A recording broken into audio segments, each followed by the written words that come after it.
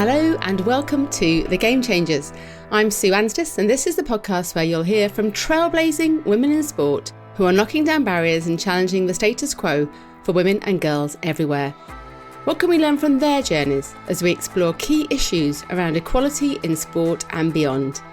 I'd like to start with a big thank you to our partners Sport England, who support The Game Changers through a National Lottery Award.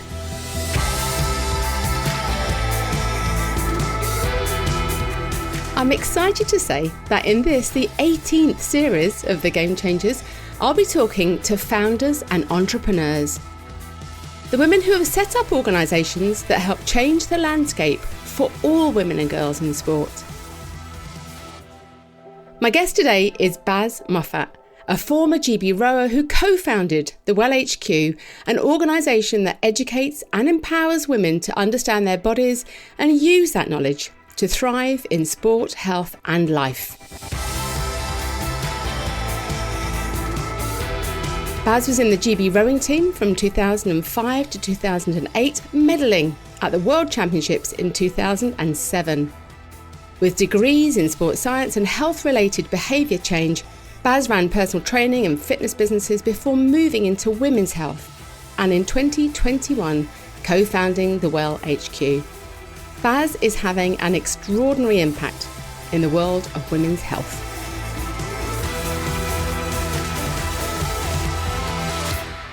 So Baz, can we start with your sporting background? You were an international rower, as I mentioned, but where did your love of sport or interest in sport begin? I think I just was born loving sport, and I don't really know how.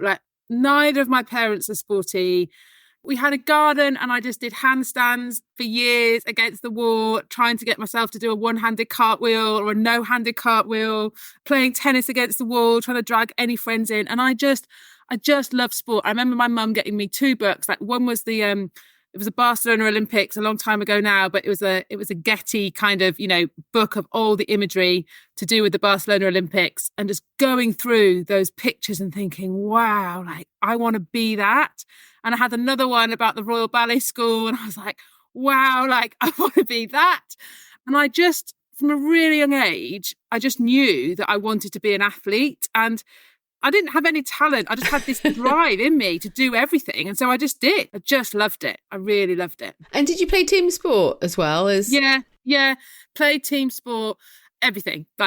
Every kind of sport. I think probably gymnastics, I'm pretty long and tall. I think that probably it didn't last very long in that. But I gave it a good crack. Yeah, I gave everything a go. I'd love to see you do the handstands and one-handed cartwheels at some point now. Not anymore. When did you find rowing? How did you discover rowing? Oh, really, really late. So my main sport as a teenager was athletics. Really loved it. Got to English schools level, kind of got to university. But I think, we may or may not go deeper into this, but I think that classic moved away from a club with quite a good support system, went to university where everyone just seemed to be better, training harder, doing so much more training than I'd ever done.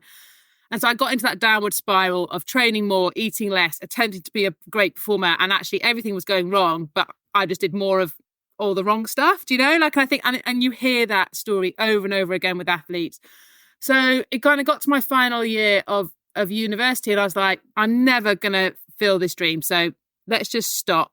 And I then got a job in London and I attempted to do sport for fun, which I was like, maybe I'll do sport for fun, pick rowing, which is a really stupid sport to choose for fun. But what really appealed to me was the team, the team element, which I'd missed in athletics. You're part of an athletics team, but everything's on yourself. So I joined a rowing club in Hackney called the Lee, which was wonderful at the age of 21 when I left uni. And then it kind of all started from there. Oh, that's interesting, isn't it? I assumed it was at university. So I guess historically it's been a sport that women have found later at uni. Mm-hmm. So there's Olympic champions and so on as well too. Is that still the case for women's rowing, do you think? Yeah, it's probably, I don't know if I'd get in the team now, in terms of how late I started. I think it is easier to transition into rowing. If you've got a body, I kind of joke about how I did everything at school, but I had a body, I knew how to move my body. I had good, physical literacy, if you like. I could pick up most sports and be reasonably good at them. And so I'm trainable and coachable. And so I think that rowing it's really complicated, but really simple. It is one thing. It is one stroke, and it accompanied by a mindset that doesn't mind doing the same old thing like over and over again. So you have quite a high tolerance for boredom and a high tolerance for pain. And I think that if you kind of have that mindset and that ability and that sort of physicality, you can pick it up, later on. And also I think that rowing the fitness is so specific. It's strength and endurance that you don't mature. Even if you've started from a younger age, you will peak in your late 20s. So you do have time. It's not like swimming or tennis or gymnastics, where lots of people could be world class at 18, 19, 20. Like you rarely find that in rowing. So I think it's an older sport, so to speak. And for people that may have never rowed before, what was it that you loved about being in the water and I guess being on a boat? You talked about that repetitiveness and so on, but what is it about rowing that you loved? Do you know what? I think it goes back to that original thing. From a young age, I wanted to be an international athlete. And I was like, this could be my sport. I didn't really care what sport got me to being an international athlete. I didn't love rowing. I enjoyed it enough, obviously, but I didn't love rowing. I wanted to be an international athlete, and I loved being part of a team. Like that ability to spend every minute of every day with your best friends, like failing and succeeding and going to the places where you never thought were possible, but still being there for each other. That team element I absolutely adored it. And what was your approach to training? It does sound like you're that kind of very tough approach. And obviously then you got into the GB pathway there. So what was the approach to those coaches in terms of female athletes at the time? So I was after sort of that, the National Lottery funding came in after Athens. So I was kind of after that first wave. So we had brilliantly successful women rowers at the time we had this amazing sculling squad that the women's quad were doing absolutely brilliantly, but we didn't really have a big base within women's rowing. So I was kind of that first cohort through that kind of like then was building this team. Really, really great in terms of like getting equal access. So like, from that National Lottery funding, like we'd have the same quality boats as the men. We'd go on the same training camps. We'd have equal access to the same amount of coaches and training facilities. I mean, this was a long time ago now, Sue. Like it was kind of like nearly like 20 years ago. Like at that stage, the conversation was about equality. It was about being the same. So what I'm now talking about at the Well, it didn't feel like it wasn't being talked about because it wasn't even a conversation that was happening anywhere. So looking back, of course, like you go, oh gosh, we really were missing a trick. But no one was doing it. It didn't feel like, there was no injustice because we didn't even know it was a thing that we should be talking about. And why did you stop your rowing career? I got dropped a month before Beijing. So I was kind of like, Beijing was the Olympic Games that I was aiming for. So, in rowing, really, the Olympics, you have world championships every year, but the Olympics is what everyone is going for. And I was in the women's 8. We hadn't qualified for the Olympics for a very long time. And we qualified the boat in 2007. But in rowing, you don't qualify the athletes, you qualify the boat. And so we qualified the boat. But every decision that year had just gone my way. Like it wasn't like I was, a solid person in that boat. I was kind of on the edges of the boat. And then in 2008, kind of every decision went against me by a tiny, tiny amount. And I was hanging on for dear life. But unfortunately, like a month or so before the Olympic Games, I got dropped. And at that stage, I was 30 and London was the next Games. And I was gutted. Of course I was. But I have absolutely no regrets. I have thrown every single thing into this. Maybe I'm just not good enough to get onto the Olympic team and kind of that's okay. But if I do this for another 4 years and the same thing happens and I'm 34 and I don't have a job and I don't have a career that is massive. And I was like, do you know what? I'm not prepared to take that risk. I need to kind of crack on now. And I think that it was quite a straightforward decision for me. It wasn't a kind of like, shall I, shan't I? I was like, this has been so hard. And I know being an athlete is hard, but when you're in that zone of being the last, like, kind of really worried about your selection, it means that every single training session I did mattered. Like I could not take my foot off the gas for any single session. So even like a core stability circuit, I was like, I've got to be on it. I've got to be pushing through. So being in that stress state mentally, I was like, wow. And it was taking its toll. I wasn't healthy. Like I wasn't a healthy person, like mentally or physically. I definitely wasn't a healthy person in that space. And I just knew it was time. I was like, that's okay. Like I've done everything I can, but it was time. Yeah. That's a fabulous approach to have, isn't it? I guess then that recognition that you're not going to push on for another 4 years. What do you do now in terms of maintaining your fitness? Have you got other competitive sports still? Are there other things you do? No, like when I stopped rowing, I did the classic kind of, I did lots of long distance swimming. I did some long distance running events, kind of just like threw myself back into stuff. I don't really know what I'm doing right now, Sue. I'm doing a bit of everything. I play netball, which I adore, on a Monday night with my mum friends. I haven't really found my groove, and then every time I go, I'm going to do something, like I get injured, and it's so annoying. Like I hate having a body that, like, my body has always been amazing. Like it's kind of whatever I've wanted it to do, it can do. And I'm now in a point where if you haven't run for a few weeks, you can't just go, right, I'm going to go for a run. You have to build up into it, and you have to do a massive, great big warm up, and you have to cool down. And I know I was a personal trainer for years, and that's what I told women they had to be doing. But to actually have to do it is like, I don't enjoy that. So I'm not in my groove. I'm not entering challenges or events. Like, it's a different time of life, isn't it? But I am, because I'm definitely kind of on the cusp of being perimenopausal. I'm ready to be perimenopausal. So I'm really focusing on Pilates and strength training, and I am kind of enjoying it, but I'm not loving it. But that's kind of what I'm doing, because it's the right thing to do. I love that honesty. You say you studied sports science and also went on to complete a master's in health-related behaviour change. So what were your ambitions when you started those degrees? Well, I know that when I started my sports science, I wanted to be a PE teacher, but what did you want to be at the beginning as you started out? Do you know what? I didn't know. And my mum was like not at my school, but my mum was head of sixth form. And like, give her due. She just said, Baz, do what you love. Like, if you don't know what you want to do, like in life, and I didn't at like 18, I had no clue. She's like, do what you love. I'm like, well, I still love sport. Like, this is what I want to do. And so I didn't know. I just didn't know. And I think that I loved the sports science degree, but then the master's I did at Bristol was around behaviour change, and that's what I really, really love, like that health related. How do we actually get people to change their behaviour? But I still didn't know what my job would be. Like, I kind of just knew that that's what really fascinated me. And how did your interest and your passion for women's health emerge? How did that happen? From having children. After rowing, I became a personal trainer with a great friend of mine, and we set up a personal training business and loved it. But it wasn't like feeding my soul, like I kind of was like training a lot of people that would complain about their bonuses or their pensions, or like, and they were chronically like always a bit ill. It was like a really different population that I'd never been a part of before. And they rock up late, or they'd cancel their sessions. And I just couldn't quite like tap into that. I was like, I don't get this. Like, you've paid me money, like you've got an appointment, like turn up. So I kind of was like, it really frustrated me. But then I had my children, and it was the first time personally that I felt massively out of my depth physically. Like childbirth, especially my first birth, physically blew my mind. I was like, how can I not do this? Like, how can I have been I know I said I was the worst in the boat, but I was one of the best athletes in the world.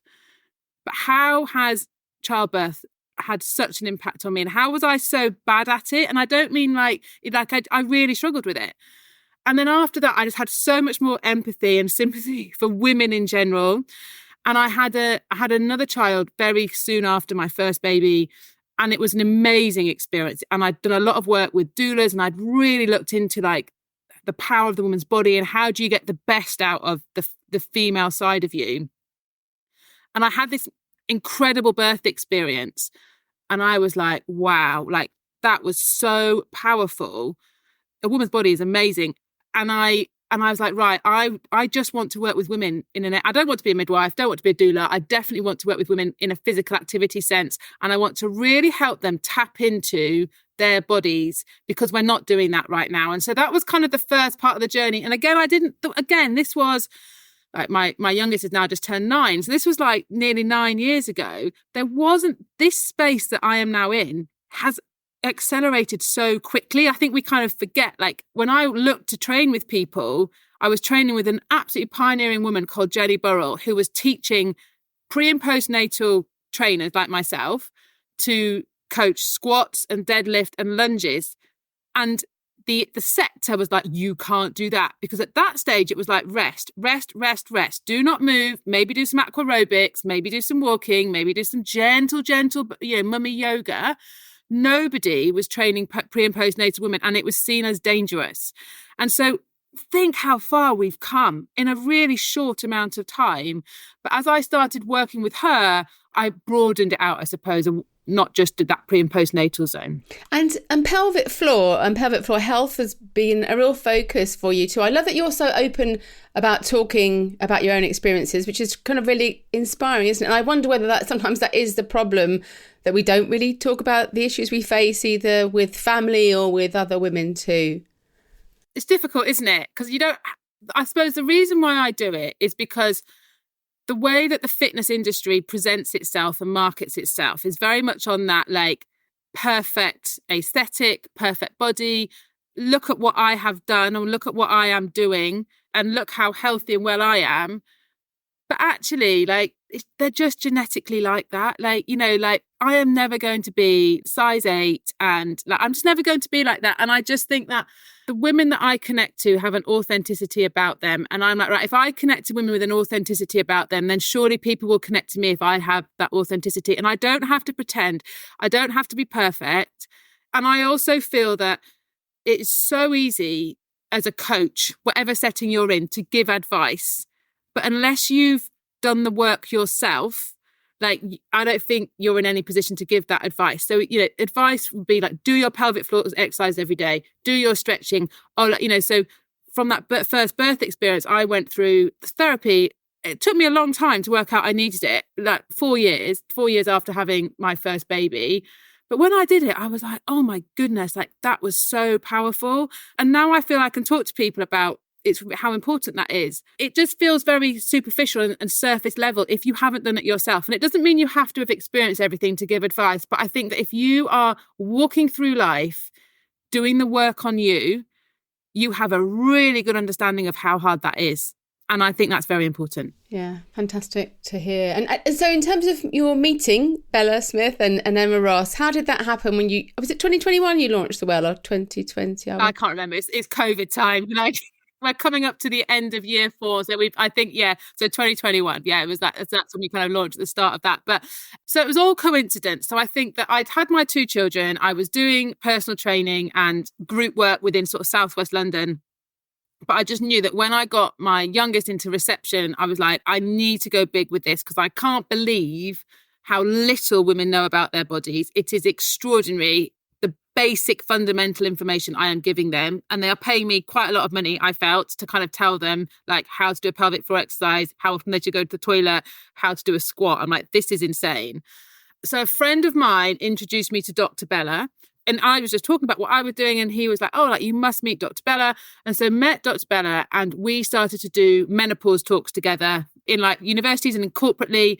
And it was incredible because we combined that medical with that holistic and that lifestyle, and it landed really, really well. So I was like, great, like we can carry on doing this. And then I don't know if you remember, when the Telegraph Women in Sport supplement launched, it was International Women's Day, and the big sort of centerpiece was all around this project that UK Sport were doing around female athletes. And it was all about Dr. Emma Ross.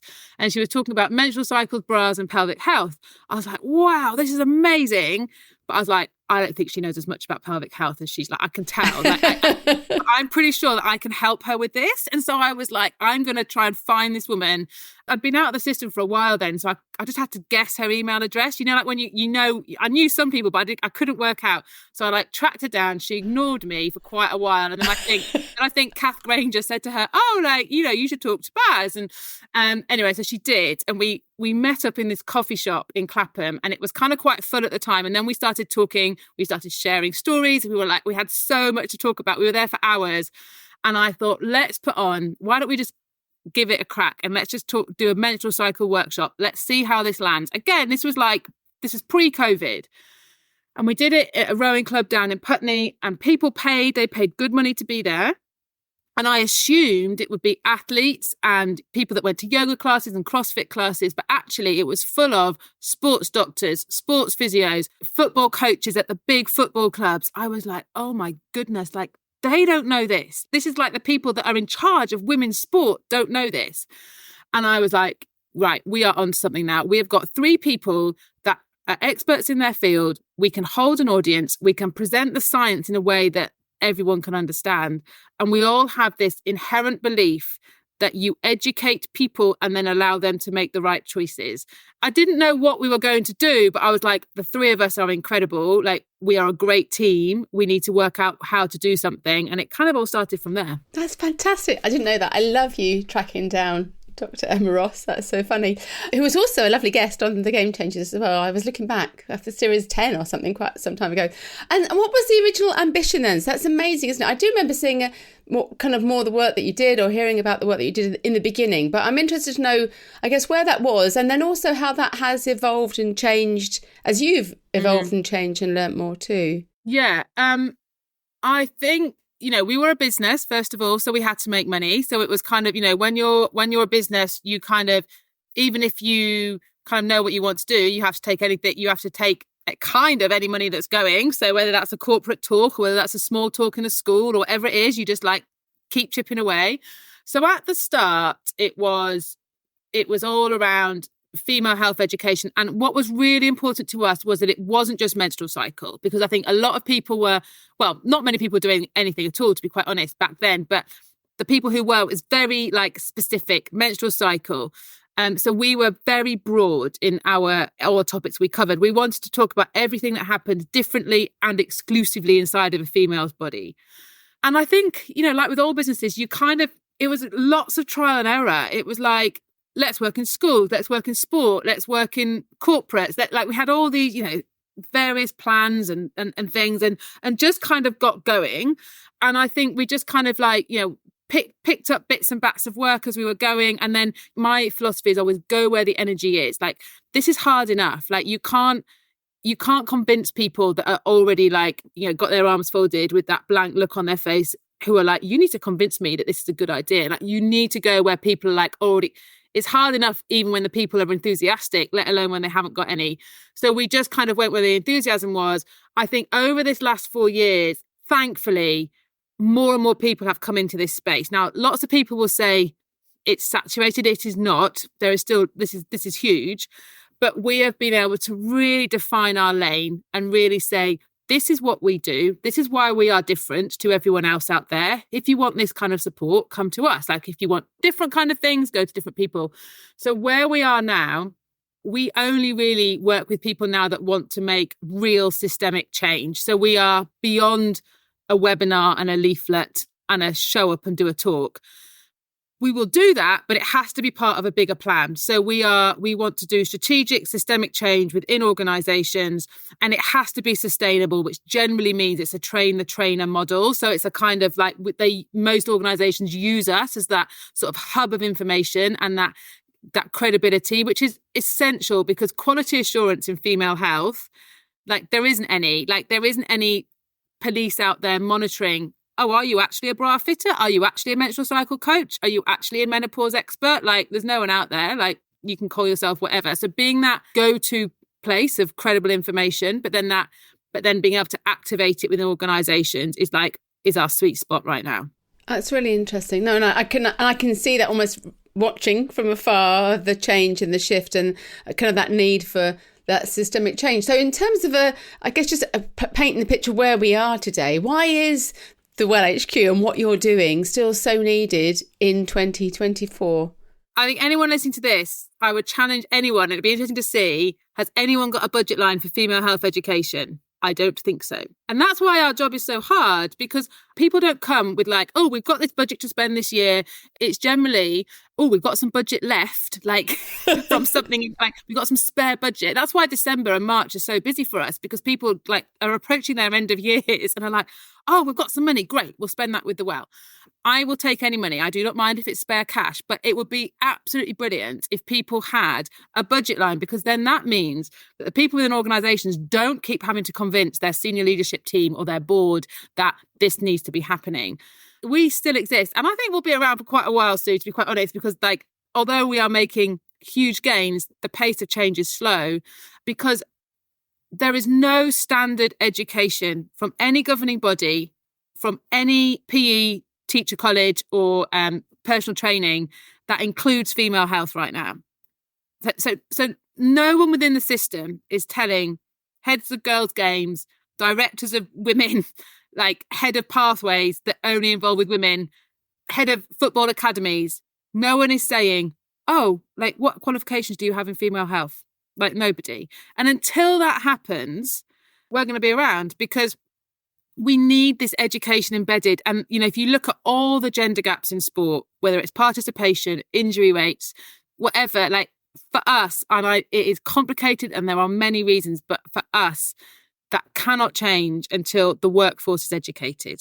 That's brilliant. Yeah. And I guess from this series of the podcast, I'm talking to founders and entrepreneurs. So I'm really interested in your experience of actually running your own businesses. I mean, primarily the Well, but also you've obviously run businesses in the past before. So in running the Well, actually, what have been the most rewarding? I'm trying to inspire other women to establish businesses too. But what have been the most kind of the elements that you love around running and owning your own business? I love running a business because it has to work, right? So like people give us money to do a job and we have to do that job. Like we can't suddenly go 3 months in, gosh, you know what? Like we're finding this really difficult and there's loads of reasons why we haven't done this job. Like, gosh, isn't that an interesting learning? Like we can't do that. Like I have to call that within a week of starting a project. If I'm like, like this ain't going to happen, like we have to call that. We have to gather people around and we have to change direction.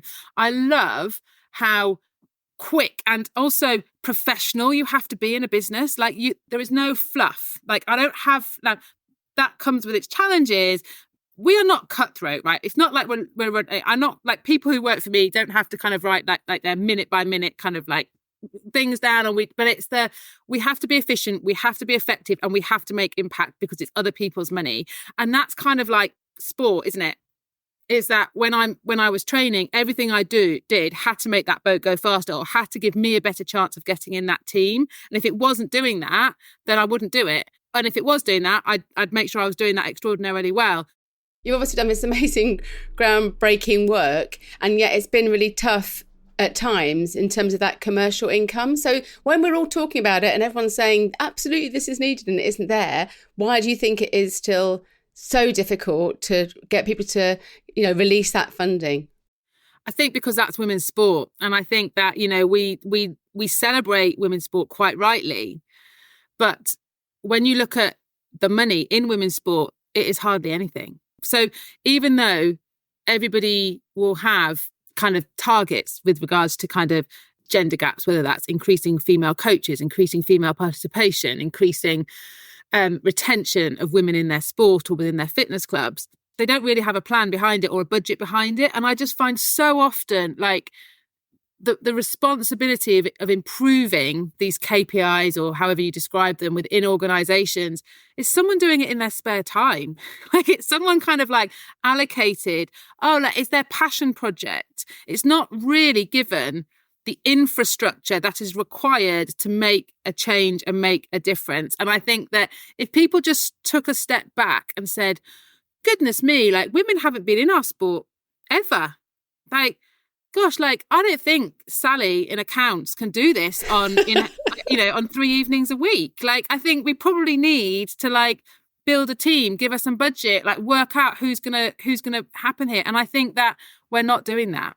And I know the investor space is a tough place for women just generally, but especially so it feels for women in sport. Is that something you've found through the Well HQ? And I do feel we're hearing more about investors coming into the space, but what's it like from the other side, almost from the inside? Yeah, for us again, it's been hard. I think that I can always get a meeting. Like people, I can always get a meeting. People love our story, love what we're doing. But then when it comes to like, is this scalable? When am I going to get my money back? Is this profitable? It's like, and that might be, quite honestly, my own background. Like I'm not a management accountant. I'm not a lawyer. I come from sport. I don't have that business acumen. So I find that I've had to work really hard at developing that commercial language. And I may be approaching A-level standard, but I've only just moved from GCSE to A-level. Like I'm not degree. I'm definitely, people who are in that space have 10, 20 layers of knowledge, like I do about pelvic health and women's health. Like anybody can ask me anything on those topics and I have deep, deep understanding. In terms of like business, I don't, because everything I'm doing is for the first time. So people love what we're doing. When it comes to kind of drilling down into our business and then drilling down into our forecasting, they're like, oh yeah, like come back. First of all, they say, would you like some mentoring? I'm like, no, thanks. I've been over mentored. I do not need any more mentoring. I just need some financial support actually. And I need some business. Or they just ghost you and don't come back. So we always get through a bit, but we don't, it is, I'm having conversations with lots of people, as everyone in this space will be. You are always hopeful that it will be different. But like my history says that like this is pioneering work. And if you're pioneering, like no one's done it. Yeah. So that's the challenge. It's like no one's done it. So therefore you don't really have like everyone at the World's been highly successful in their careers in lots of things. And, you know, you've heard us speak in so many different conferences and you know the reaction in the room.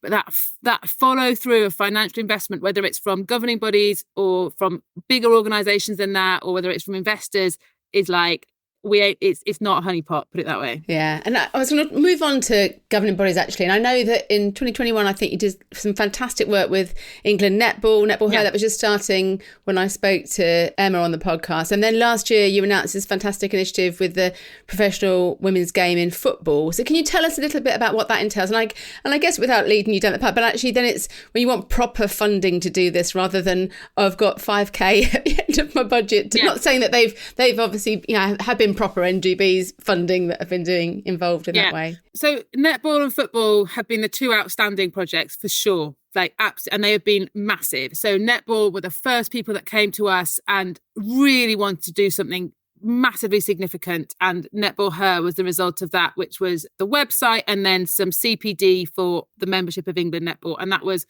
wonderful work and really got people, I think, to go wow. Like, and I remember at that stage people were doing a webinar and thinking that was enough. Like it was like, oh gosh, like is that what good looks like? So it was absolutely fantastic. And then it's taken 3 years really, this piece of work we've been doing in the WSL, but we've only really started talking about it this year. You know, it's a small number of clubs, and it's also they're all at the same stage. They're all like really elite performers within football.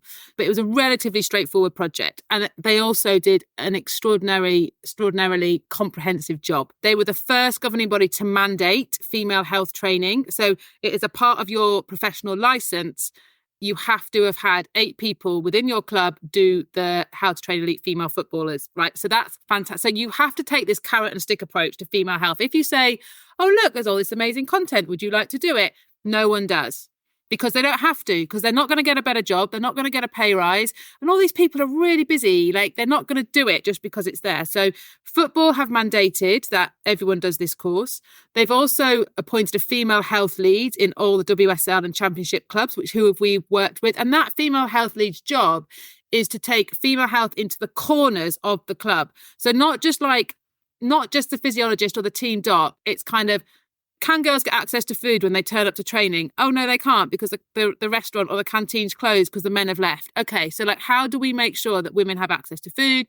How do we make sure that the kit man, who generally is a man, might, you know, in most clubs, how can we make sure the kit man is really comfortable saying to a girl, we have leak-proof underwear, would you like some? Because it's often like the kit is there, but it's a blocker because like no one can actually communicate with the girls that the kit is there. So this female health lead's job is to get a strategy going that is relevant and and available to their club. And then they produce this best practice guidance. So the FA now has a stance and a kind of what does good look like? How should we be supporting our players pre and postnatally with their menstrual cycle and with their pelvic health?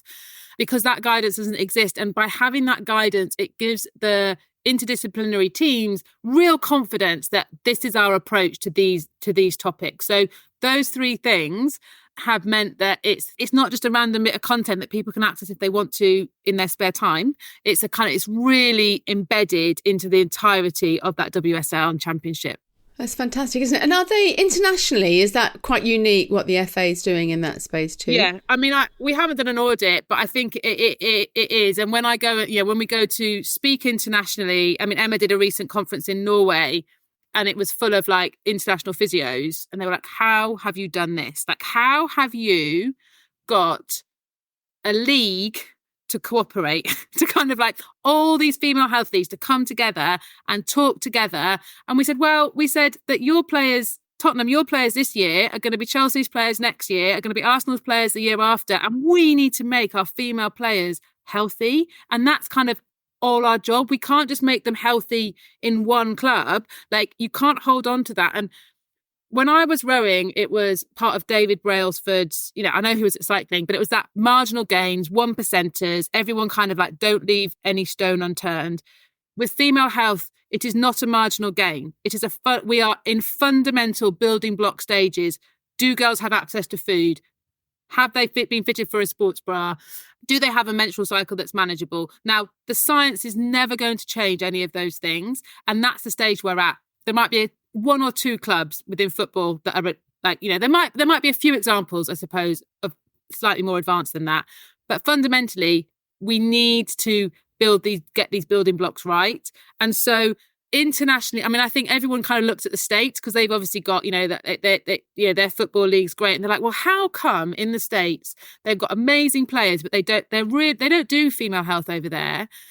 But they have an extraordinary base and their girls are so athletic. Like, they have been training in systems from really young ages in soccer. So they're really athletic, really strong. And that's why, from our perspective, they're really dominant. But they don't do female health. So I think we are. And also the interest I'm getting from other football leagues and stuff, like, I don't feel anyone's doing this. And it's interesting, it was fantastic that obviously you've done it through the FA and WSL now too. Do you feel, because we've had those amazing senior women as leaders in that sport for the last few years, has that opened the doors and made a real difference in terms of... Yeah, totally. Totally. And, like Sue Campbell was just kind of, this kind of, we're gonna do this. She wasn't the driver of it, but she was very much, she knew what was going on. She was a part of it. And I think just giving that energy of like, we are going to be world class in this space. Like, what does that look like? Like, now, if we can't afford to be world class, let's work back from there. But that's my ambition and that's my vision. And that's just an amazing place. That's having that, like, how can we be the best? How can we do the best? It's such a different conversation to like, what can we afford to do? Like, what can we get away with doing to kind of tick that box? But it was a really real visionary approach. Yeah, that's fantastic to hear, isn't it? And hopefully other sports and NGBs and teams will come on board, kind of following their lead. I'm going to move on, if I can, to talk about some of your public-facing activity. And I loved your campaign, Call It What It Is, period. Can you tell us a little bit more about that and the impact that it's had? I think language is just so important, isn't it? Yeah, so that's something we did last year. And there's something like 500 euphemisms for the word period, from Shark Week to time of the month. There's so many random words that are used. And it was really inspired. I mean, this was that last year, but like Dina Asher-Smith pulled up in the European Championships after 100 meters, and she explained that it was something to do with girls' stuff, right? And it was great that she felt comfortable talking about it, but she didn't use the word period. And also the commentators kind of like quickly moved on. You could tell they didn't feel comfortable like in that space. So they said, maybe she didn't warm up properly. Maybe she was dehydrated. I'm like, well, maybe she's got her period. And that's like she just said. So it was like, gosh, like, what can we do? And so we got we were in the same group, weren't we? And I was like, made a call out, like, who knows some athletes that might be comfortable taking part in this campaign. And, like many small businesses, you have tiny marketing budgets. You're like, we don't have much marketing budget, but like, this is what we want you to do. And we just got as many athletes to say the word period on their phone, and also say like other words that they had used in the past or heard in the past. And we put together this really cool video to say, like, let's start calling it what it is. Let's just start calling it a period. And it just kind of gained more and more momentum. And do you know what? we also got some of the athletes to kind of give us those that were comfortable to give us their stories.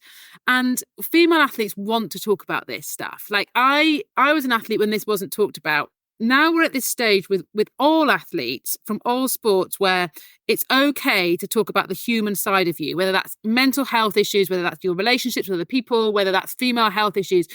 We are talking, and we are talking about it when we are still athletes, not once we've retired and we're kind of in a safer place because we don't need brand endorsement and we don't need to be selected for a team.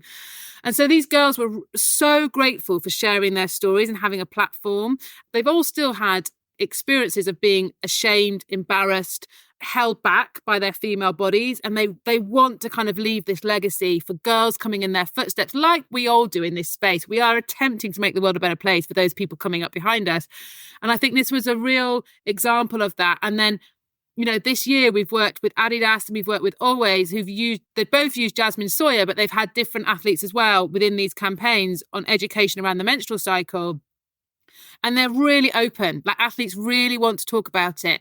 And I think that is just wonderful. It's brilliant, isn't it? It's tough though, isn't it? You alluded earlier to the kit man with the whole, would you like some leak-free pants? I do think there's still this level of embarrassment, isn't it? Even with families, of talking about your front bottom or whatever euphemism you might use for female parts. So I guess not what can be done to change that within families, but within sport, when so many men are the gatekeepers, the coaches and so on, how do we balance? It's lovely that the female athletes are so enthusiastic to drive that change, but it is tough also, isn't it, for them? That's really important. You said it's tough. It is tough, right? So we are not doing this because we haven't read a book, or we haven't got a bit of education, or we don't have a leaflet that says girls have a period, it's 28 days long, it lasts for 2 to 7 days. That's not the information that these men need. Like, let's just talk generally about men, because 90% of coaches are men. So it's because the word has never come out of their mouth. And I think the more and more we are in this space, these guys or any coaches few of them need to know what estrogen and progesterone is, right? That's kind of irrelevant. What they need to be able to do is say, right, I've got a 2-hour swimming session. I know that 40% of my girls are going to have heavy menstrual bleeding. They're not going to last 2 hours. And I know they're 14. Swimming is not the be all and end all for them. So if they're worried about leaking, or if they leak in this session, they're probably not going to come back. What can I do to keep them in this pool? What can I do? Now, I just need to let them know as a group. I don't need to pull anyone aside and have a really embarrassing conversation. I just need to say, girls, do you know what? If you need to go to the toilet at any point during this session, you don't even need to ask, just go. And in the toilet, there's products that you can use. He's not said period. He's not said bleeding. He's not said leaking. There are words, and I do this with every topic. I kind of get people to write down all the words that they know about a certain topic, and then kind of put them on a continuum to, like, what are you really, really comfortable saying? Hormone, period, menopause, might be a really safe word that you could use in a professional setting and not go bright red. And then there'll be words further up the spectrum which you're like, there's no way I would ever say that word. I might use that with my family. And we're like, right, where are you comfortable? Now start having these conversations in a really comfortable space, and then start moving along this continuum. And so you've got to do, like I said, I've done the work on myself in lots of areas. You've got to do the work. You've got to start, when we started the conversation around transgender, I was so nervous. I was like, there is no way I'm ever going to be able to have this conversation on a panel, in a conference. I keep tripping over my words, and I don't, but I practiced and I practiced and I practiced and I practiced. And yes, the conversation has moved on. So now everyone feels much more comfortable saying things, but that's exactly the same for female health. If you're not comfortable saying it in the privacy of your own home, what chance have you got with a squad of 30 girls when you've only seen them an hour and a half every week, and you've got a match at the weekend? It's that. So I think you've got to really understand that. It made me a bit emotional, you talking about the swim coach there. I think that whole, not having come from a world of swimming as a young girl too, but just that whole having a system, putting a system in place that you can show that you hear and you understand without actually having to have the conversation. That's just so powerful. Do you know what? I think that teenagers are amazing these days. They really are. And teenage boys and teenage girls are amazing. And there are less sniggers and less embarrassment from them. And it's us because we were brought up in a world where this was euphemism after euphemism was used. There's no way we talk to boys about this. Like, we spent a whole life hiding tampons up our arms. Like, and I've done it with my own children. Like, I was starting to use language, which I was like, this is not the language that I should be using. So now we talk about testicles and penis and vagina. And like, I just started using it very comfortably, and they use it very comfortably when they're sort of 9 and 10, and there's no embarrassment or shame because it's been normalized. Yeah. We are the ones that have to take that step, but you will be blown away at the maturity of these teenagers. That first session might be really embarrassing, but actually you just keep on going, keep going back into that space, and the boys want to be as supportive. They want to understand what's going on with the girls, because often in many settings they are training together. Like, it's that kind of, they want to know. And I'm really, really hopeful for the future of this space. Yeah. I love that. I love almost a coach saying, I've got a bag of period products there, help yourself if you need to, without having to go into the depth and the detail. Yeah, and you see so many people, like they over-engineer it, and they'll, when I've done our session with them, we're like, right, you go away, we'll come back next week and we'll let's talk about what you've done. And they'll come back and say, right, we've got a code word, we've got a locker, and we've got a sticker on the locker. But if you go to reception, then she will then be able to, and I'm like, whoa, like, what is this? Why do we need all these code words? Why do we need to shut lockers? Just give them access. Just give them access. And a lot of conversations, around girls going to the toilet in schools, like a lot, again, this is what I mean about this being fundamentals. This is not top level science. It's like the girls go, yeah, we're not allowed to leave our lessons. We're like, okay, let's talk that through. And so we talk and we can understand, my goodness, these teachers have got 30 kids to teach in a class. But it's like, well, what, if you've started leaking at the start of double physics, are you honestly going to be able to concentrate on your physics? No. So some people are like, well, what we've done is we've got like a little red flag and they can just put it, like they just put it, like, no, that's not going to work. Like, they just need to put their hand up and say, please, can I go to the toilet? And we fundamentally believe that people might take the mick for the first couple of weeks, but I think that if you show that level of maturity and trust, then actually girls really respond well. But it's not easy. I was just going to move on, if I can, to your fabulous book, The Female Body Bible, was published last year. And for those that don't know it or don't have a copy yet, it's now in paperback, isn't it, as well, too? Different languages. Yeah, it is. It's been published in 6 languages. Which wow, is really, I didn't know that. Yeah. That's amazing. How does that make you feel? That's amazing, isn't it? It is good. And I was at a party. I don't go out very often, but I was at a party on Saturday night and this person came. And I just love when people, you must find this, people come up to you and you say, guess what's just happened? Like, there was a perimenopausal woman and she was really struggling, and the coach said to her, and this was a male coach, said, I'm not really sure I can help you with that, but guess what? There's an amazing book. Go and read it. And it was our book. And so she said, we're telling everyone in our club to read it. And so you hear these, I really love like the personal stories that come through. And I think, especially the mums of daughters who are struggling and they kind of just use it as a resource around the house. And they might just keep putting it on the coffee table or folding over the page on hormonal contraception or on food is the big one. It's that kind of like trying to get the girls to have healthier relationships with food or understanding your own bodies. And so I just love those stories, or like of a guy personal trainer like reading it in bed next to his girlfriend. It's like, goodness me, did you know? When was the last time you got your bra fitted? And I love all that. I think it's amazing. It's so lovely. So give us a 1 minute summary of what's in it for people that might be interested. So it's called The Female Body Bible, and it's kind of the breadth of topics that the stuff you'd expect, the stuff you'd not expect. It's Emma, Bella, and I inputted into every single chapter. So people who love science love it because it's all fully referenced and you can go into the back and look at where the references are. But also if you're not bothered by that, like, it's a really easy read. There's loads of case studies from sport, from participation, from our own lives. It gets a bit like angry at the start and the finish as to kind of, this is where we're at, this is where we need to be going. And it's the kind of thing you can kind of dip in and out of. Like, you don't have to kind of read it all back to back. You can kind of like go, oh, actually, I really want to find out about this.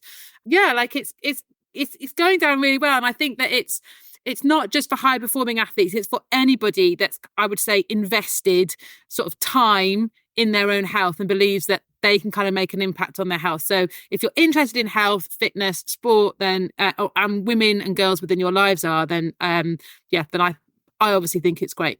I think it's great too. And have you got other plans for others in the future, more books? Potentially, watch this space soon. Oh, good. Like one, but there's another one potentially in the pipeline. But love it. Yeah, love it. And just finally, I guess there's obviously so much across female health that, you know, it feels like it's an enormous remit, doesn't it? Because there's been so little done. So I guess, where do you feel the Well HQ can have the biggest impact moving forward? And also, what can we do as people within sport? What would you ask of us? So the biggest impact, so I'm kind of like attempting to influence at the top and trying to like get like people to say, we need to get education into our PE teachers, our personal trainers and our coaches on female health. So that's like the biggest impact that I feel we can have as an organisation.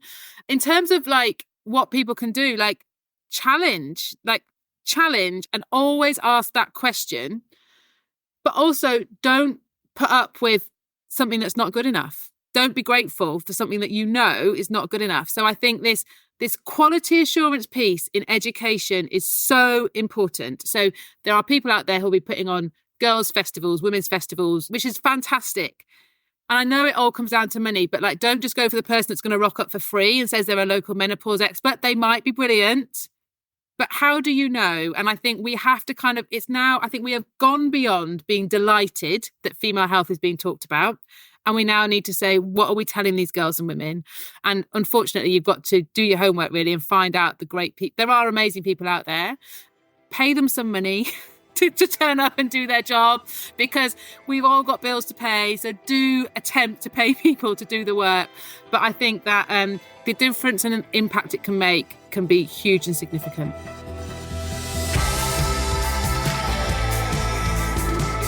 It's always such a pleasure to talk to Baz or to hear her on panels at industry events. I love her passion and her wisdom around a topic that's so important for all women and girls and the people that support them too. If you'd like to hear more from other trailblazers like Baz, there are over 200 episodes of the Game Changers podcast that are free to listen to on all podcast platforms or from our website at fearlesswomen.co.uk. Along with elite athletes, my guests have included coaches, entrepreneurs, scientists, broadcasters, journalists and CEOs, all women who are changing the game in women's sport. As well as listening to all the podcasts on the website, you can also find out more about the Women's Sport Collective, a free, inclusive community for all women working in sport. We now have over 8,500 members across the world, so please do come and join us. The whole of my book, Game On, The Unstoppable Rise of Women's Sport, is also free to listen to on the podcast. Every episode of Series 13 is me reading a chapter of the book. Thank you once again to Sport England, who support the Game Changers and the Women's Sport Collective through a National Lottery Award. And thank you to Sam Walker at What Goes On Media, who does such a fantastic job as our executive producer. Thank you also to my lovely colleague at Fearless Women, Kate Hannon. You can find the Game Changers on all podcast platforms, so please do follow us and you won't miss out on future episodes. Do come and say hello on social media, where you'll find me on LinkedIn and Instagram at Sue Anstis. The Game Changers, Fearless Women in Sport.